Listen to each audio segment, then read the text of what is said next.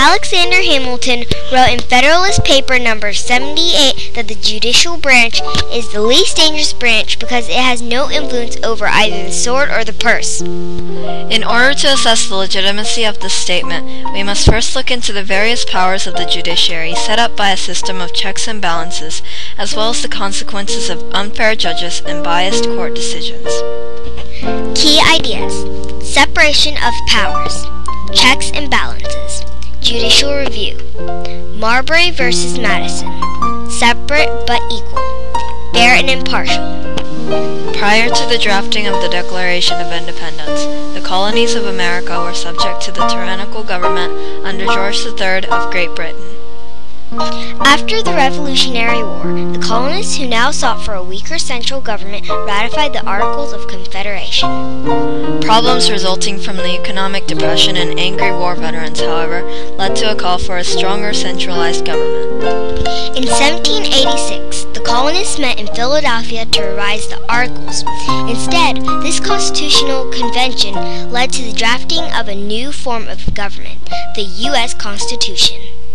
Wary of the effects of a strong government, the Anti-Federalists demanded that their individual rights be protected. To further prevent an overly powerful government, the Founding Fathers decided to implement a sharing of powers between the federal and state governments through federalism, as well as the separation of powers among the three branches within the national government. A system of checks and balances ensured that the three branches remained separate but equal. This does not refer to the Plessy versus Ferguson case. Rather, it means that theoretically all branches have equal power while remaining independent of one another. The Marbury versus Madison case gave the Supreme Court the power of judicial review. This prevents the legislative branch from passing unconstitutional laws arbitrarily. The checks and balances system also allows the judicial branch to impeach presidents. In order for the balance of powers to take effect, the judiciary needs to remain independent of the other two branches. It is also imperative that judges be fair and impartial. Otherwise, the government may become corrupt, and one branch will wield more power over another.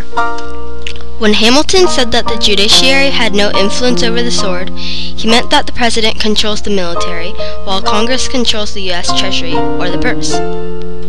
Overall, considering the powers granted to the judicial branch, Alexander Hamilton was right when he said that it was the least dangerous branch of government. The judiciary has the power to prevent or approve change, but has neither the power to execute nor make the laws.